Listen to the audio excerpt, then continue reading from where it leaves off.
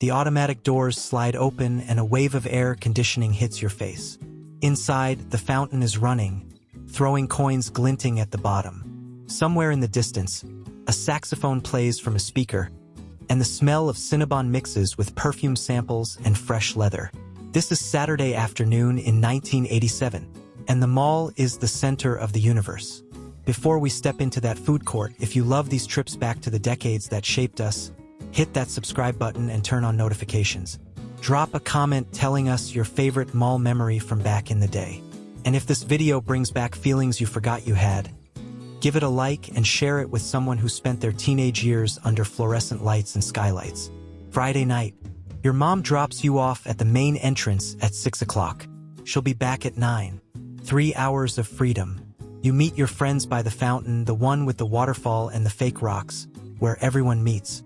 No cell phones to coordinate. No texts to say you're running late. You just show up, and somehow everyone finds each other. The mall in the 1980s isn't just a place to shop. It's the town square, the community center, the place where life happens when you're too young to drive but too old to stay home. It's climate-controlled, safe, and filled with everything a teenager could want.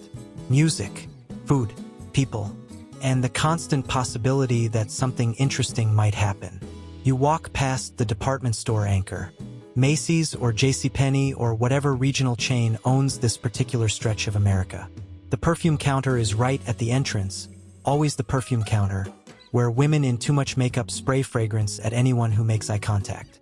The air is thick with competing scents. Obsession, Poison, Giorgio. Each one promises transformation, sophistication, adulthood in a bottle. But you don't go in there. That's for moms and adults. You head straight for the interior where the real mall lives. The corridor stretches in both directions, lined with storefronts lit up like stage sets. The floor is polished tile, usually in a pattern of cream and brown, sometimes with a carpeted walking path down the center. The sound is distinct, footsteps echoing, conversations bouncing off hard surfaces. Easy listening jazz from overhead speakers that no one acknowledges but everyone hears. The record store is your first stop. Sam Goody or Camelot Music or one of the independents that still exist in 1985. The walls are covered in posters. Madonna, Michael Jackson, Duran Duran, Prince looking dangerous and beautiful. You flip through the cassettes in their long plastic boxes, organized alphabetically, touching each one like it might contain magic. Maybe it does. Music is how you define yourself. Your tape collection says who you are more than your clothes or your grades or anything else. You put on the oversized headphones at the listening station. Someone has left a tape in. You press play. Could be anything. Heavy metal, new wave, top 40. For 3 minutes, you're transported. The mall disappears. Your problems disappear. There's only the music, pumping directly into your brain, making you feel things you don't have words for yet. Your friend pulls you away. The arcade is calling. It sits in a corner of the mall, dark except for the glow of screens. The sound hits you first.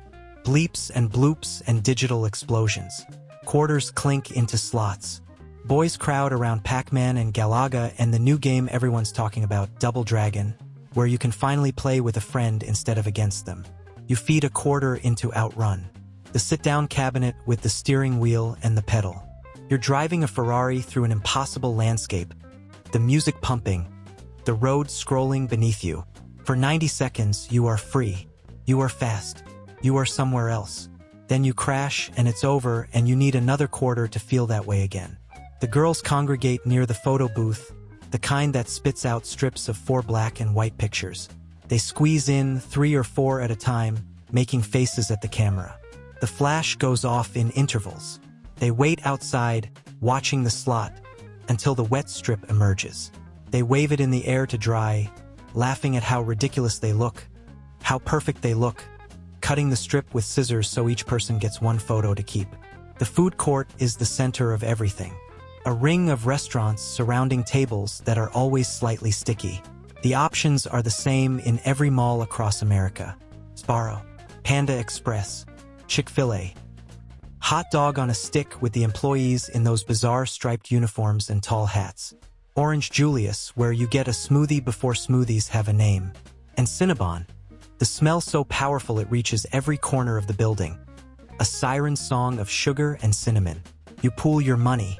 5 people, $12 total. You get a large order of fries from one place, orange chicken from another, share everything. Food tastes better when it's communal. When you're eating with your elbows touching, stealing from each other's plates, laughing so hard that soda comes out of someone's nose. The cool kids sit at the tables near the center. The ones with the right clothes, the right hair, the right amount of confidence. You watch them from a safe distance, studying their gestures, their laughs, trying to understand what makes them different, what makes them magnetic. Some of them smoke in the bathroom. Some of them shoplift. Some of them are just regular kids who happen to be beautiful. But from where you sit, they might as well be movie stars. The clothing stores are temples of identity. The Gap with its neatly folded towers of denim. The Limited with its purple bags and sophisticated attitude. Benetton with its controversial ads and United Colors slogan. Chess King for the guys who want to look like they're in Wham. Claire's for earrings and friendship bracelets and everything covered in glitter. You try things on even though you can't afford them. The dressing room has 3 mirrors, showing you from every angle, making you confront versions of yourself you don't usually see. You pose. You imagine. You become someone else for 30 seconds. Then you put your regular clothes back on and return the items to the bored teenager working the counter. The bookstore is a refuge. Walden Books or B. Dalton. Smaller than what will come later, but packed with possibilities. You sit on the floor in the back corner, opening paperbacks, reading first chapters. Science fiction, horror, romance novels with shirtless men on the covers that make you feel strange things. The employees don't chase you out. As long as you're quiet, you can stay. Reading is still considered valuable, sacred even. Spencer's Gifts is where you go to feel edgy. The black light posters, the lava lamps, the dirty joke gifts in the back that you pretend not to look at but definitely look at. Everything smells like incense. The clerk has long hair and doesn't care that you're just browsing. This is the store that reminds you there's a world beyond your suburb. A world that is weird and dark and interesting. The pet store has puppies in the window. You press your face against the glass, watching them tumble over each other, all paws and tongues and innocence. The sign says not to tap, but everyone taps. The puppies don't mind. They're just happy someone is paying attention. You promise yourself that someday, when you have your own place, your own life, you'll come back and get one. K Jewelers is where boys take girls to look at promise rings they can't afford. The jewelry sparkles under halogen lights, each piece representing a future that seems both impossible and inevitable. Forever. That's what the ads say. Every kiss begins with K. But in the mall in 1986, forever means until graduation, until college, until real life starts and this all becomes a memory. The movie theater is at the far end, usually on the second floor if there is one. A 12-screen multiplex showing everything from Top Gun to Ferris Bueller's Day Off to Stand By Me. You check the times on the backlit board, calculating if you have enough money for a ticket and popcorn. Probably not. But you buy the ticket anyway because seeing a movie in the mall theater on a Friday night is important. It's what being young is supposed to look like. Security guards patrol in golf carts or on foot, walkie-talkies crackling. They're not threatening, not really. Mostly they tell kids to stop running, to quiet down, to stop loitering. Loitering. That's what they call it when you're just existing in a space without spending money. But in the 80s, they're lenient. As long as you're not causing real trouble, they let you stay. The mall wants you there. Your presence creates energy, makes the place feel alive. Christmas at the mall is another universe entirely. The decorations go up the day after Thanksgiving. Giant ornaments hanging from the ceiling, garland wrapped around every column. And Santa, sitting on his throne in the center court, a line of children snaking around velvet ropes. You're too old for Santa, but you watch anyway, remembering when you believed. When the mall was magic instead of just commercial.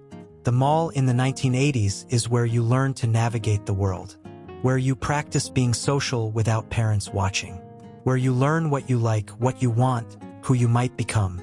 It's where first crushes happen under the food court lights, where friendships solidify over shared fries, where you figure out that identity is something you can try on, adjust, return if it doesn't fit. But it's also where America is learning to consume, where shopping becomes entertainment, where the line between need and want blurs under fluorescent lights and sale signs. The mall is training us, though we don't realize it yet, teaching us that happiness can be purchased, that boredom is something to be solved with buying, that community means gathering in a space designed to extract money. By 9 o'clock, your mom's car pulls up at the entrance. You pile in with your friends, whoever needs a ride. You smell like pizza and perfume samples and other people's cigarette smoke. You bought nothing except food, but somehow the night feels full, rich, important. You'll come back next Friday, and the Friday after that, because the mall isn't just where you go, it's where you belong, until you don't, until you graduate, until the internet arrives and makes the mall obsolete, until Amazon delivers everything to your door and there's no reason to gather in a climate-controlled building to browse stores you can't afford. The shopping mall of the 1980s was more than retail. It was a third place, a term we didn't have yet. Not home, not school, but somewhere in between. A space where teenagers could exist without permission or purpose, where the only requirement was showing up. Those malls are dying now.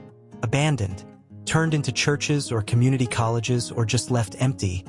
The fountain dry, the stores dark, the food court silent. We shop online. We scroll instead of stroll. We've gained convenience and lost something we didn't know we needed until it was gone. But if you were there, if you spent your Friday nights under those skylights, surrounded by people who understood that the mall was more than shopping, then you carry it with you, that feeling of possibility, of community, of being young in a place that was built for commerce but became, for a little while, a home. If this took you back to the food court, to the arcade, to the record store where everything felt possible, hit subscribe and join us for more journeys through the decades that made us. Drop a comment with your favorite mall that doesn't exist anymore. Give this a like if you miss the way things were. And share it with someone who spent their allowance one quarter at a time. Thanks for walking these corridors with us one more time. Until next time, keep those memories alive.